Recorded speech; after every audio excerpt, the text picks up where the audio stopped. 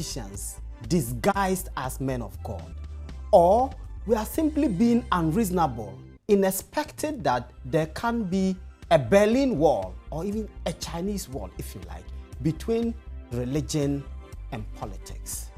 On this show, we are asking the key question: how can the church remain relevant in national issues and at the same time not be caught by partisan politics? When we come back, I will introduce my guest and we will settle for this discussion. Stay tuned.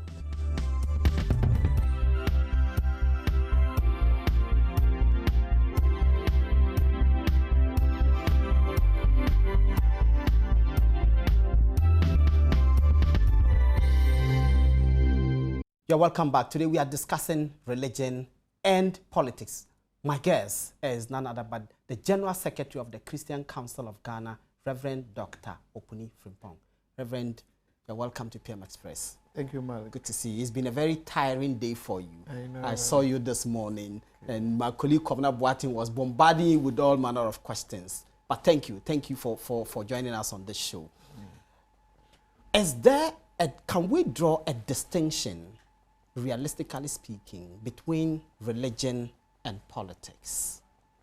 Yeah, Malik, let me say thank you for the opportunity. I also say good evening to your cherished viewers who have allowed us to enter into their bedrooms and their halls. Yeah. The answer to the question you just raised can be both yes and a no.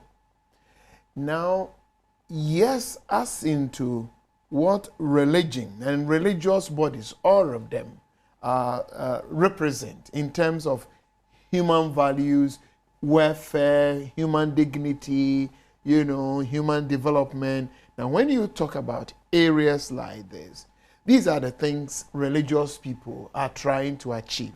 Then you push that into governance, into politics, and you talk to any politician, and that politician is also seeking the well-being, the welfare, growth, development of the people they lead. In that case, there are common ground, where they know you want quality education, because people who are in my church, they want to have access to quality education, and that is what the government is also doing. So, we meet. You want quality health. Somebody is not well, you are praying for that person in church, and you want access to good health facility, and that is what government is also providing. So in that case, there's a yes to the question, but there's a no, because politicians, even though they will want to enhance other civil social institutions, civil, but they will also want to be where they want to be without just allowing people to think. So they don't want to be touched. Yes, so there's a point, it's like, when I need you, I'll come for you, but when I finish with you, keep a distance. And stay where you are. Exactly. Now that is where the challenge is. Do you sense that the politicians are, for want of a better expression, blackmailing the religious leaders and asking them, stay out of our business, because the religious leaders have as much stake in the nation as the politicians? Why is it? What do you think is the case that the politicians tend to say, don't come here, if you want to play politics, remove your cassock and then come? You see, Malik, they would say in the morning, you hear even sometimes the president inviting religious leaders, get on board. Recently, there have been several instances where the president literally is inviting, and he's not the only one, ministers of state inviting religious body, get on board in education, get on board in health, get on board in moral values. When people are using abusive language, condemn it. There have been not only once, that even the president of our land, His Excellency, inviting religious leaders to condemn abusive language. Several of such.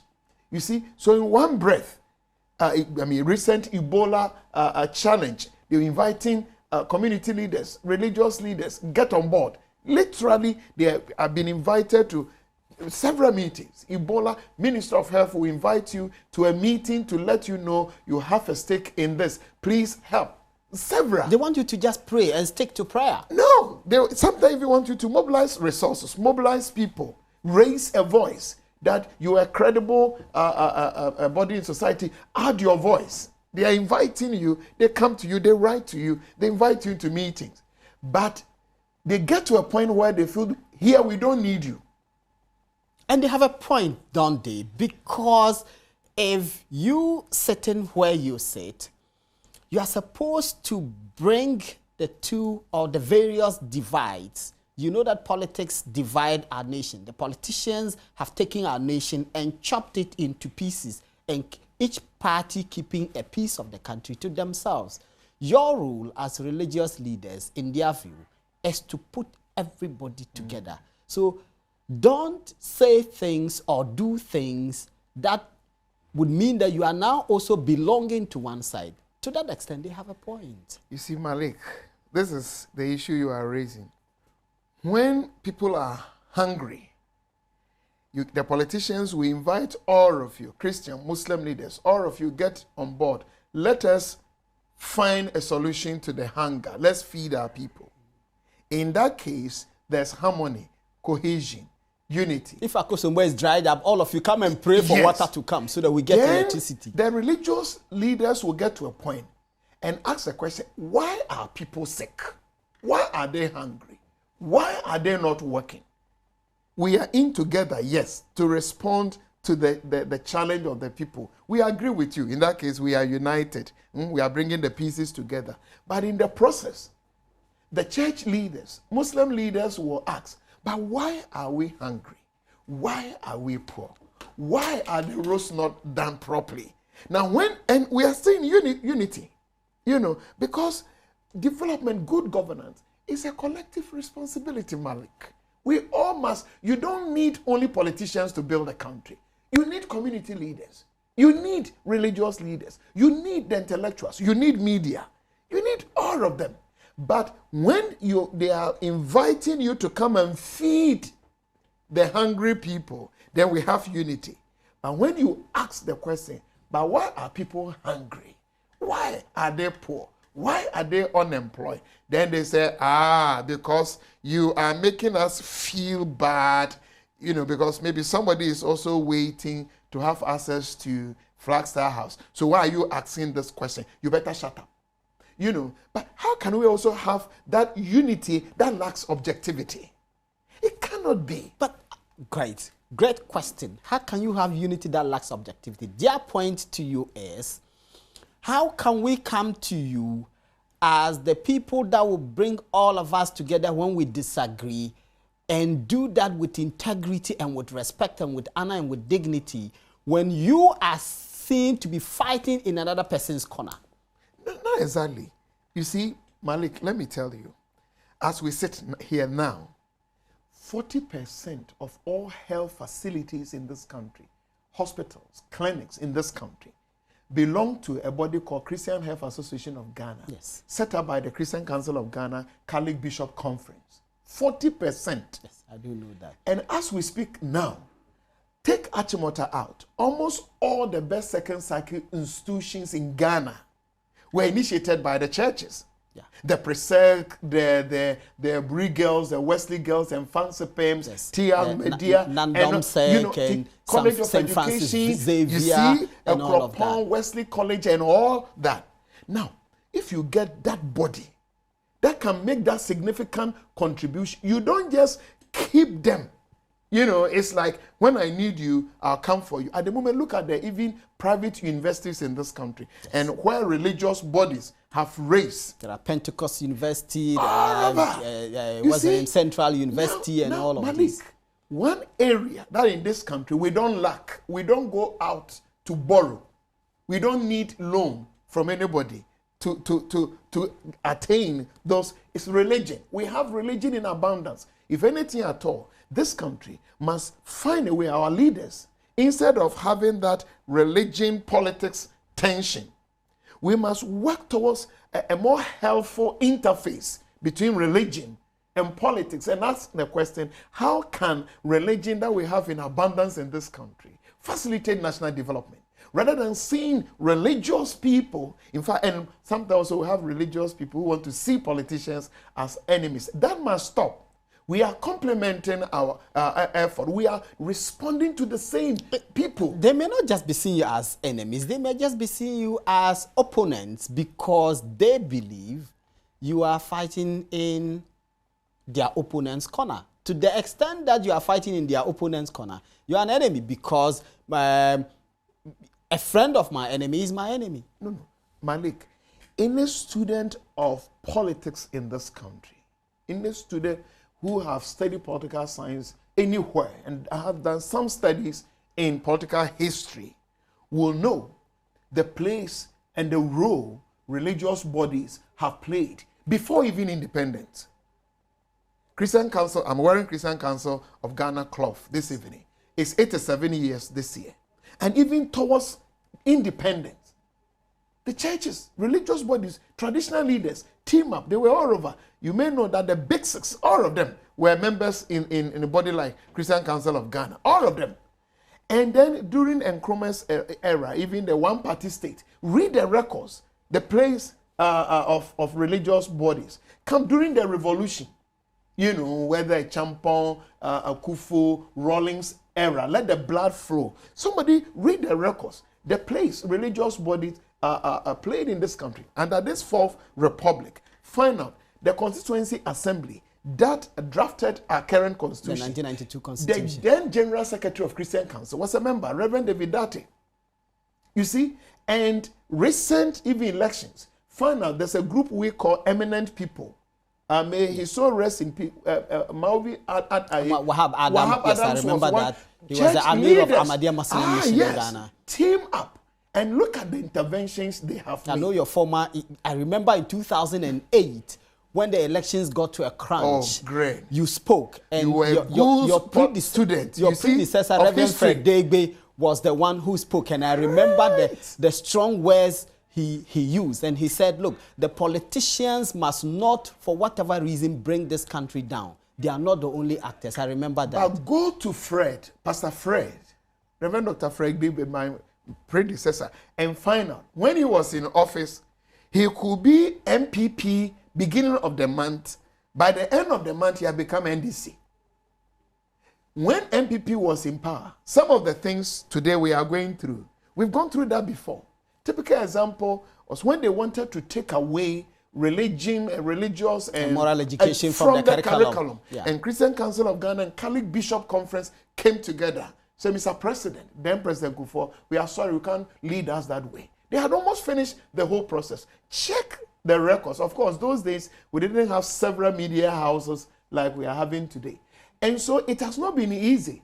But then the religious leaders, I must say not only Christian, Muslim leaders and all, have made significant contribution. And our political leaders must know that they may not always have their way. You see, because you are leading people. These are community people. They hear what maybe you don't hear. You see, because His Excellency the President, people who go around him may want him to have the positive side of life.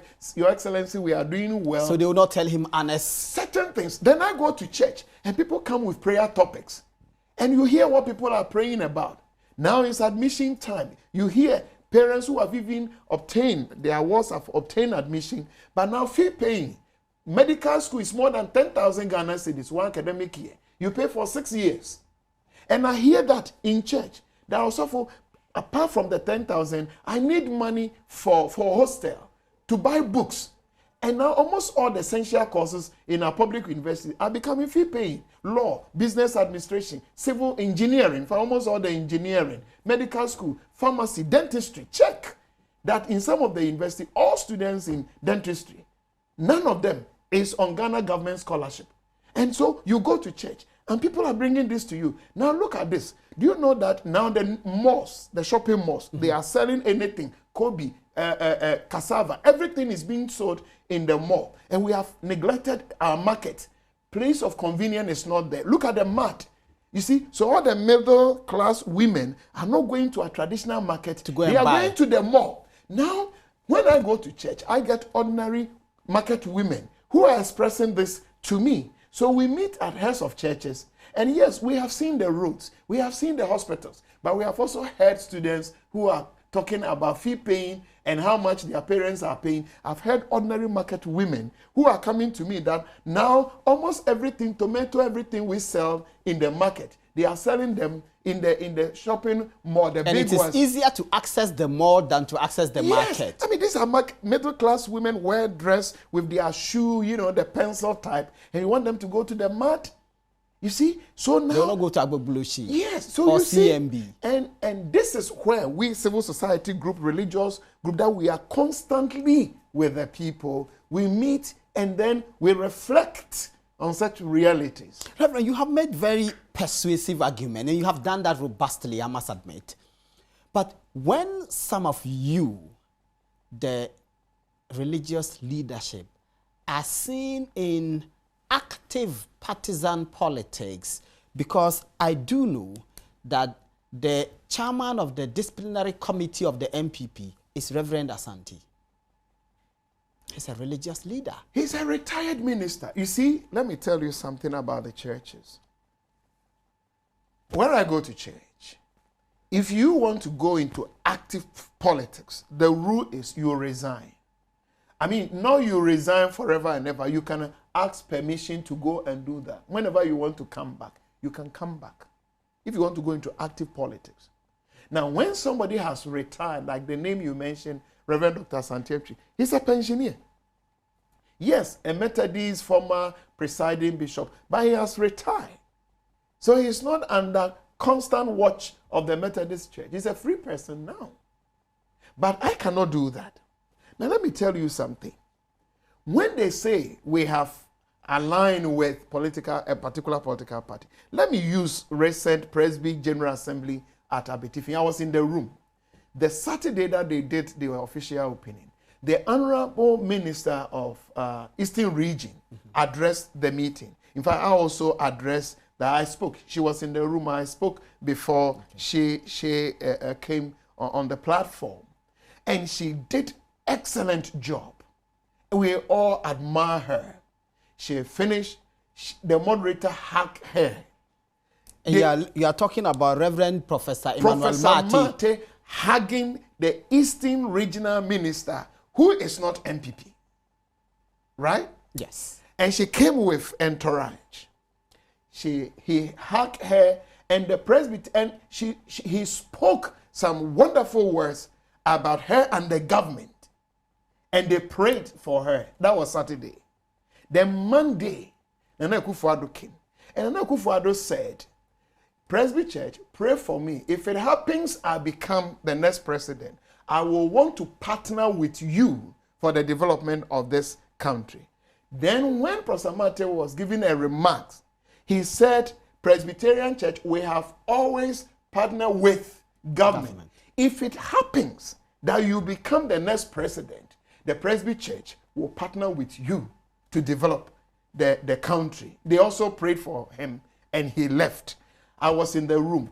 What Professor Mate said, the remarks he gave when he was addressing Nana Akufo-Addo, to me, was not different from the remarks he gave when he spoke. Yes. Then the next morning, almost all the media houses pick the remarks, and in fact, even out of context, because Nana Akufo-Addo was the first person who said, if it happens I become the next president, I will want to partner with the Presby Church for the country's development. And in response, the moderator said, we have always been doing this, any party in power. So if it happens you become the next president, we will partner. Now, you see, the media we have in this country is also not helping us. Good news is not news. Bad news is news. What the honorable... Which is, it's not just Ghana. But that is not fair. In fact, that is one of the contributing factors. Because I've still been reading through the papers that what the regional minister said and the response the moderator gave to her, why has that not caught the attention of, headline? Maybe we were not there. At least, I saw some media houses there. Some, I won't mention anybody's name on your platform, but even she came with media people. The Presby people had invited media people. They were in the room. The same people when Nana Akufo-Addo came. But of course, Reverend, So, you must admit that the opposition leader certainly makes more news than a regional minister in the pecking order. Not the problem, Malik, of the church. That is media. Because the point about the media always looking for the bad news is everywhere. I was in Germany last year when they were insisting that in Europe people must begin to tell positive news. In fact, one of the presenters, he's actually the Minister for Culture in Germany, said that the job of a journalist is to spread light, not darkness. But generally, we are told that for us media people, if a dog bites a man, it's no news. If a man bites a dog, it's news because it doesn't happen every day. But don't you think we need a paradigm shift here? If we had the Presby Church, I'm not the spokesperson for the Presbyterian Church. I'm the General Secretary, Christian Council of Ghana. But the Presbyterian Church is a member of the Christian Council of Ghana, one of the founding members. If the media, Ghanaian media, had reported the regional minister's speech and Professor Martin's remarks and the prayer, and then the next day they had reported that of Nana Akufo-Addo, wouldn't have had, that Professor Martin or Presby people are saying they are going to partner with Nana Akufo-Addo, and that was the news.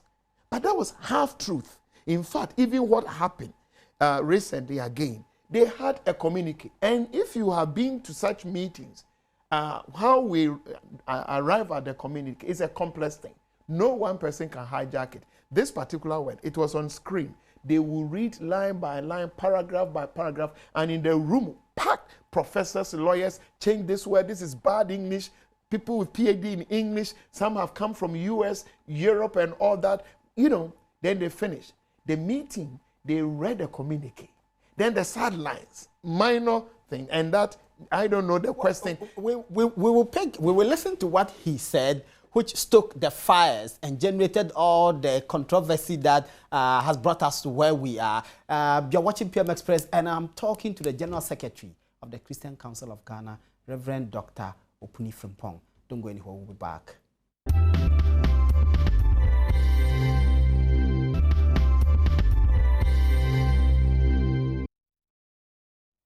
The Presbyterian Church of Ghana does not belong to any party. And the Presbyterian Church of Ghana does not support any party. The Presbyterian Church of Ghana is in existence before all political parties came. And I want to say this. We have seen governments over governments. All governments that come to rule our dear nation, we partner, Presbyterian Church of Ghana partner them. Let me say this, and please let this be heard loud and clear.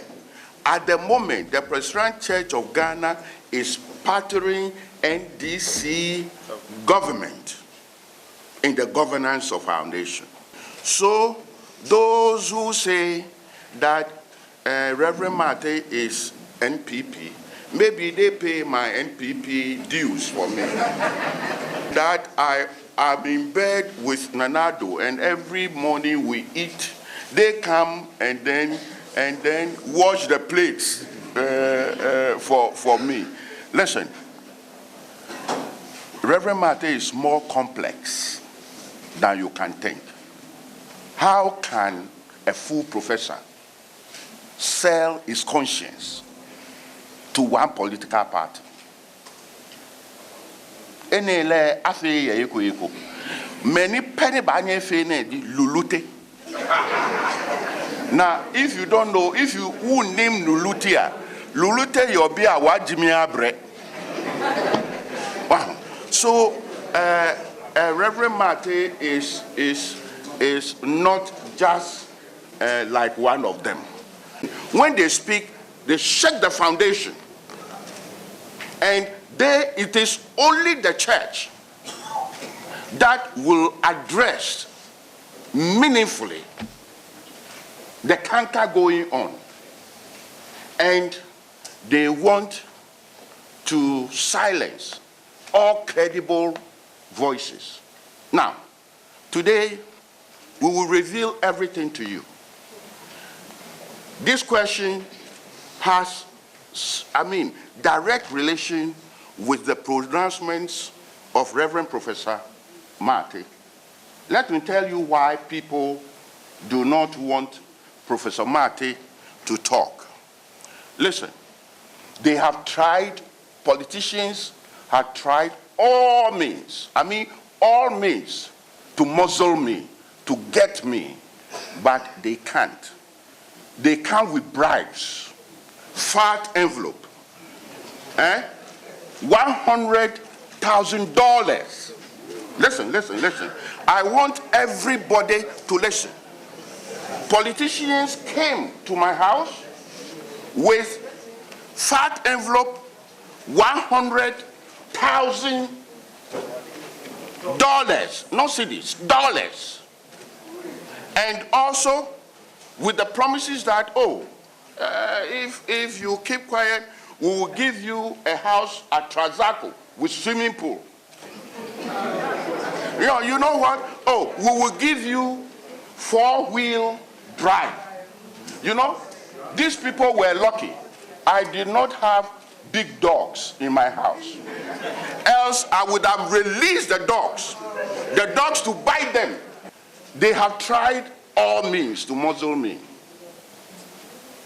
They couldn't, and I tell you they can't. And you know what? I will speak today, I will speak tomorrow.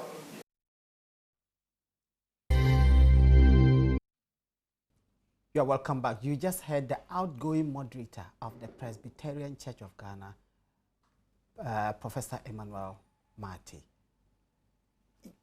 Reverend, you listened to him. Do you not think that he went overboard? Malik, let me say this. Let me pick one or two thoughts that I gathered. One, he said, the Presbyterian Church is not for any political party. And let me tell you, this morning, Mr. Jakon, the MP, the Honorable MP. Yes. Emmanuel Jakon. He's a Presbyterian. Okay. West Wogo. Yes. Dan Boche. Honorable Dan Boche, MP Okere, is a Presbyterian. And both of them are MPP MPs. Yes. In fact, Nana Akufo-Addo, when he's at Chebi, he is also a Presbyterian. Mr. Siedun Ketia, the General Secretary of the he's NDC. A Presbyterian. You see, and many more. Now, how can you, being a moderator, bring Mr. Siedun Ketia and Ejakun and tell them from today, all of you are CPP, or all of you have made you NDC, or all of you have made you. How are you going to do that? He does not have the authority to do that. How are you going to do that? How can a moderator call Mr. Siedun Ketia tomorrow morning?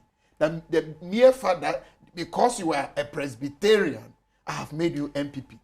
And Mr. Siedun Ketia will say, yes, I'm moderator. Okay. You understand? Let you hold that thought for me, Reverend. Let me go on to the phone line and talk to senior political science lecturer, Dr. Ransford Jampu, who is joining us. Doc, if you can hear me, good evening and welcome to PM Express.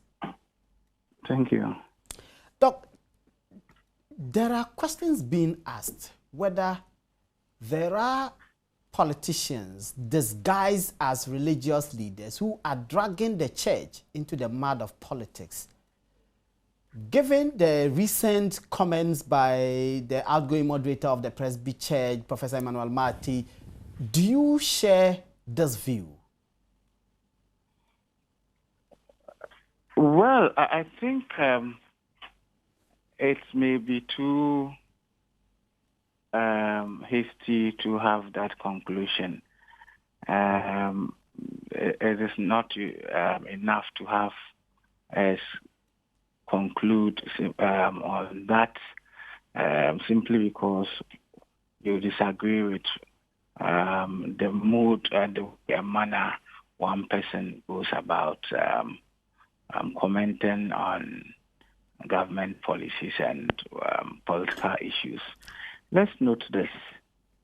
if you read political theory, I think Thomas Hobbes argued that the church must always be subsumed or must always be under the control of the state. But the state must not submerge the church. If you look at modern day democratic dispensation, the church is itself a part of a broader group of civil society. And so the church has got the right to speak out on issues that it feels strongly about. If you look at our political history, right from independence up to now, the Christian Council, for instance, has played a lead role in ensuring the maturation of our democratization process through their petitions, through criticisms, and then through acts that serve to keep government on their toes. They played a democracy-supporting role in ensuring that we do not, the giant strides, we make more giant strides in consolidating our democratic practice. And so it's important for us to appreciate the fact that the church is a bigger part of civil society organization. And it is not abnormal for us to have Christian leaders voicing out their displeasure or dissatisfaction about anything. But it is important that as they do so, you see, normally in fledgling democracies, people equate, people see people do not fully appreciate the role of the church in democratic practice. When you talk about the church, everybody feels that they should just be leading people to God and not to be commenting on political issues. But it's a wrong notion about the role of the church, because even if you look at the Christian Bible, top men of God were either kings or they were war leaders, chiefs, and all that. And so the church,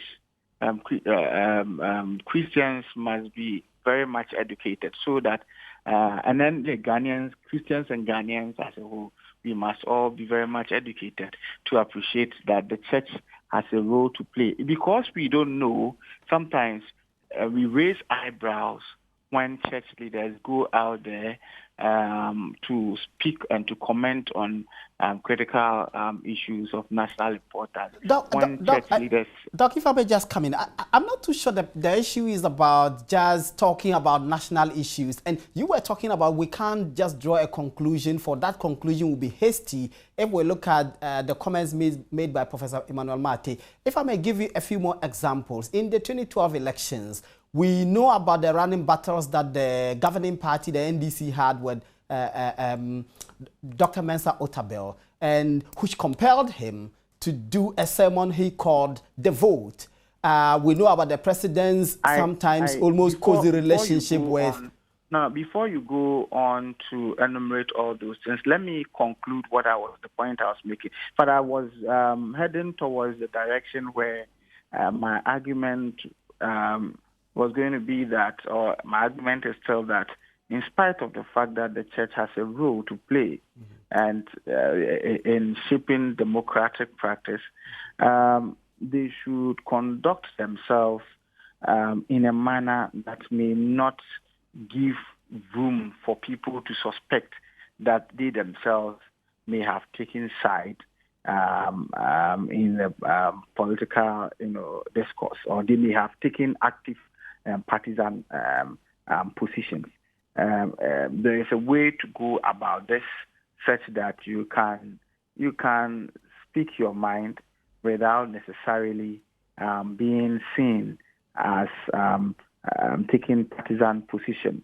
And in this regard, you may have to praise people when they deserve praises, and you may have to criticize when they deserve to be criticized. If you are seen not to be praising when people deserve or leaders deserve praise, but you are overly critical, if you are seen to be criticizing only a particular side of the divide at all times and turning a blind eye to the other side of the divide at all times, then it gives room for people to then go about sort of peddling that derogatory description of some church leaders as politicians. But if we have the kind of polarized society that we have, is it realistically possible that you can play this role that you are talking about, that you can stay in that middle line and not be tagged? Why not? I mean, I'm a teacher. I've tried as much as possible to play that role. So today they criticize me as being an MPP supporter. The next time they criticize me as being an NDC supporter. And that should be it. Let them say you are NDC today. Let them say you are MPP today. And people who are discerning would know. But it becomes difficult when it is only one particular tag that is given to you at all the time. Then it means that you are always turning a blind eye, on activities of one side and always criticizing the other side. And that one, then it compels people to give you. And so I'm saying the church has a role to play. The church itself is part of civil society in every democratic dispensation. And in so doing, playing that role as part of civil society, they must ensure that they remain neutral. And if it becomes necessary that they criticize, let them go ahead. Is that not a difficult expectation? Why do you put the religious leaders in a box and say, stay out of politics, stay out of our business? The religious leaders have as much stake as the politicians. There is no constitutional bar. There's no constitutional bar, if I may finish that. There's no constitutional bar on them in the nature of the one which bars chiefs from any active politics. There's no constitutional bar on them. Okay, no, but nobody says that they should stay out of politics. The Greek word idiot means somebody who does not participate in politics. And so human beings, Aristotle will say, are naturally political animals. And like you rightly said, well, there may be no constitutional injunction on them, banning them from active partisan contestation. But in every maturing democracy or in every advanced democracy, there are people who are expected to live above partisan politics. These are people who come in as referees, people who come in to call for ceasefire when combatants are fighting. And such people include the church or pastors and religious leaders. And so I'm saying that in playing this role, they have every right to comment on government policies. They have every right to comment about activities of opposition. But the point is, because they are also supposed to play a role as part of civil society, they are also supposed to play the role as arbiters. They are expected to conduct themselves in a manner that may not create misconception or the perception in the minds of the people, in the minds of either those in opposition or those in government, that they have taken sides. If you do that, then they lose their role as arbiters. They lose their role as agents of unity. They lose their role as people who are supposed to bring combatants together when it becomes necessary. Dr. Jampo, we are most grateful. Thank you. My pleasure. Reverend, you just heard his arguments. Be neutral. Is that something you can do? Oh, yes. And we should. You know, religious leaders must be welcoming. And in fact, in practice, that is it. Because I go to church, and those in my churches, I have almost every political party being represented. You know, and all of them must find a father figure in me. All of them must, yes, they belong to this, but they know this money is there for all of us. And so I must keep that neutrality in mind, that I don't turn the church into one political party, forgetting that there are other people, even if they are minority groups. How can we perceive you to be neutral when you stand on the pulpit and say, Nyansafo moy? But that is not the only sermon Pastor Marty has preached. Well, that's the one which is in contention. How do we trust that you are being neutral when you say, where are Nyansafo, where are the sensible people, where are they?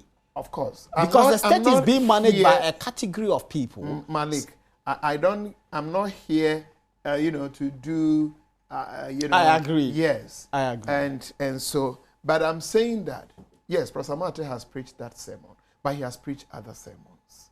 So if that is what you want to do, then you may need to pick all of them, because there have been instances where he had given credit to the current administration and also criticized the opposition. And spoken some, if you like, some hard words. But I don't think I want to do this isolated thing. But the point is, yes, you raise the issue of, and I think that's what Dr. Jempo is, that this group of people, religious leaders, must be neutral, must be objective, non-partisan. And that one, I will want to emphasize and even call for a more healthier interface between religion and politics. We need to work on that. But at the moment, is that not a difficult task that you have? We need to. This issue must be raised in academic institution. Those of us in theological education, it must be raised in the seminary. We may even need a public discourse, a debate that way somebody will organize. How do we do it? Because it is one of the best areas we have. Religion. We have it in abundance. Ghanaians are in our churches, Monday to Sunday. How do we use religion for public education, civil education, for people to pay their taxes? Discipline on our roads. How do we use religion to get the best? So I will still call for a more healthier interface between religion and politics. How do you achieve neutrality, Reverend, and a realistic one, when you have the scenario that you painted about the poor, illiterate, uneducated market woman who brings her Kobe and a few fruits of tomatoes to the market at Agbogloshi, and that woman can't get market because a supermarket brought into Ghana by foreigners is taking the entire business, and the people who are in control of the state have refused to build this market for, in fact, a series of governments. All of them have refused to build this market to raise it to a standard where people will go to that market and buy from this poor woman. How do you remain neutral in the face of this palpable injustice? But I'll still call for a more healthier interface between religion and politics, so that when our politicians hear me saying that as we get closer to 2016 general elections, as you talk about Dumso, which is now far better, where I live for a long time now, and let me use your platform to congratulate His Excellency and his team that there has been stability, at least where I live. The past few weeks. I'm sure tomorrow that's going to be the headline. And it's a fact, the General Secretary course, of the Christian Council of Ghana congratulates Mahama. You know what I will get? Then the MPP people will say, now I'm NDC. And you get the phone calls I will get. And then go to Ghana Web and read the comment. But this is a fact. I'm not afraid to say, I'm not ashamed to say that the past weeks where I live, even if they switch off light, it's just within minutes, not hours. We get the light back. And the president and his team must be congratulated. But when I also say that as we get closer to general election 2016, please address the issue in our market. Because now the mud and the lack of washroom, the middle class women are no more going to the traditional market. They are going to the malls. But it is this traditional market that you have majority of Ghanaian women who may not have profession as career, that's where they are. And now if Kobe is being sold in the shopping mall, plantain, cassava, pepper, anything, you go to the shopping mall, they are there. What does that mean? It means these poor women are losing their trade. Give ourselves the next 5 years. If we don't change something in the traditional market, it will start having a decline. Then you say this, and whether they understand, especially the food soldiers, whether they understand what you are saying or not, the mere fact that they feel you have said something unfavorable, which is hurting their interests. Then now you get phone calls. You are this, you are that, and then and all that. So that is why I keep saying that how religion and politics engage in this country, we must work at it. It is for our good. It is one area we can develop to make significant contribution to our development. Politicians or political leaders and religious leaders should not behave in this country as if they are each, others, they are attacking. They must find a way, a common ground of building a healthier... Something you will not get in, for all fairness, because they will continue, because power is at stake, and where power is at stake, you will have competition. At the end of the day, the development of our people must be at the center. Power is at stake, but power should not be just... You see, leadership is not for personal comfort. And if we make leadership personal comfort in this country, we are doomed. Has it not? Is it not the case? We shouldn't get there. Because where you said the things that you see, the people that you see before they get into leadership positions, and I'm not talking about just now, previous times, we have seen people before they've come into leadership. Do you sincerely believe that leadership is not about personal comfort? We must avoid it. You see, if you bring Muslim, Christian, traditional worshippers together, you can say Ghana is almost 99% but religious. That is the problem. You said we must avoid this. When we find you, the religious leaders, some of you are cozy with one side, some of you are harsh to that side. Then we say you have taken sides. And that is what we must avoid. And that is where I want to identify that part Professor Mate is saying, that we should not keep quiet. We must hear voices that are calling all of us into responsibility. Our leaders, Christian leaders, Muslim leaders, traditional leaders. This is the only country we have. We must leave a better Ghana behind for our young people. Let me read a few comments from some of our viewers. This one said, the pastors like... I can't open this one. Sorry. This one.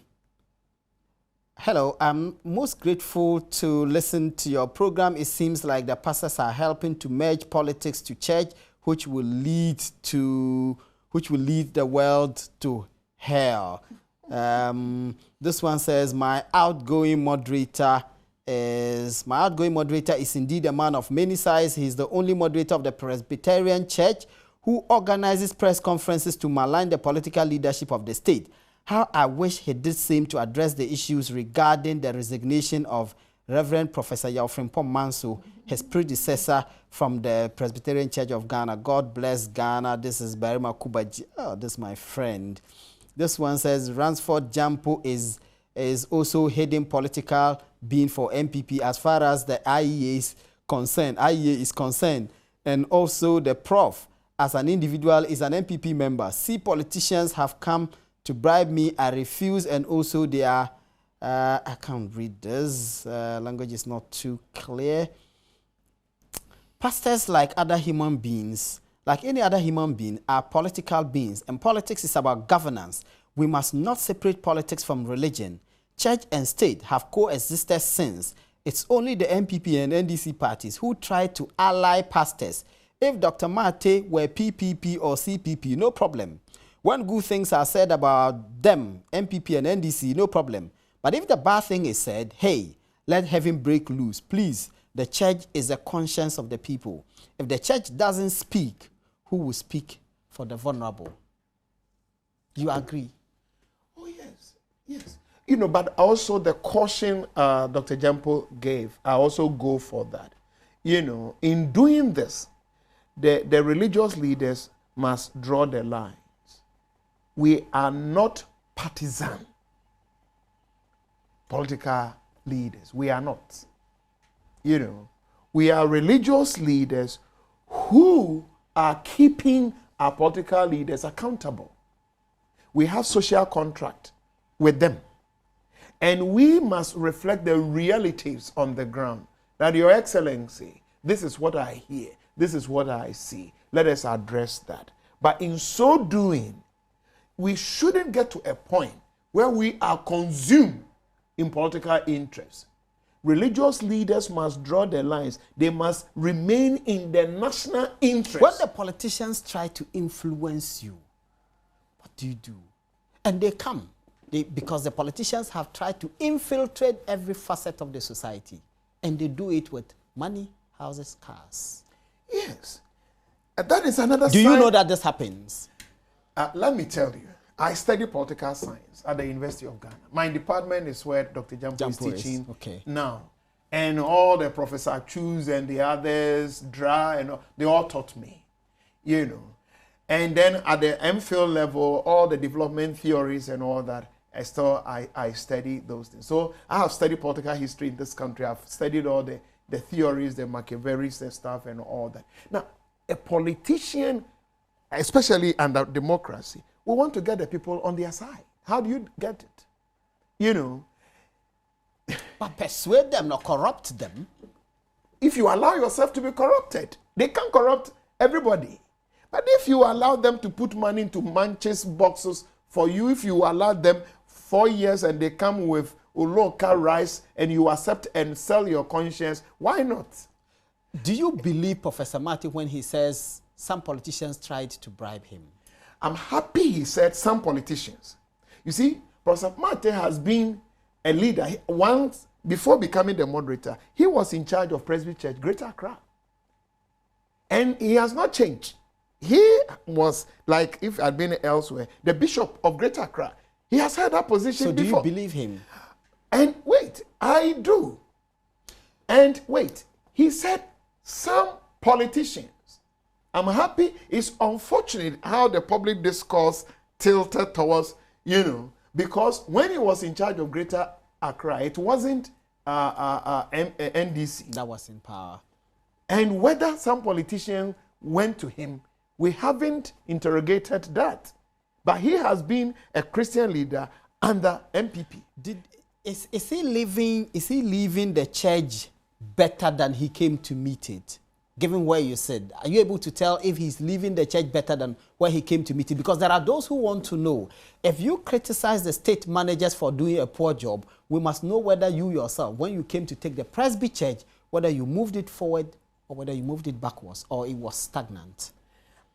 For some good reason, I don't want to turn this conversation to, you know, Professor Mate, his achievement and all that, and do this meeting with you as the General Secretary, Christian Council of Ghana, you know. But if there's a platform where we are discussing Professor Mate as a subject, his role as intellectual, his role as a church leader, church administrator, and as a communicator person, his role at the Christian Council of Ghana, and you invite me for that, I will be more than willing. Right. So if you agree that this offer may have been made, I have seen great and wonderful things in him and out of him, not even the Presbyterian Church, but other sectors. And he has especially Christian Council, the period he was our chairman, he has made tremendous contribution. But still, I will not reduce this conversation. I'll be asking you about your a sacked PRO of the Presby Church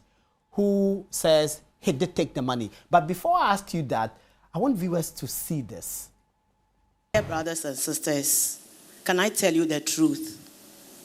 Including me, we do not want to do politics.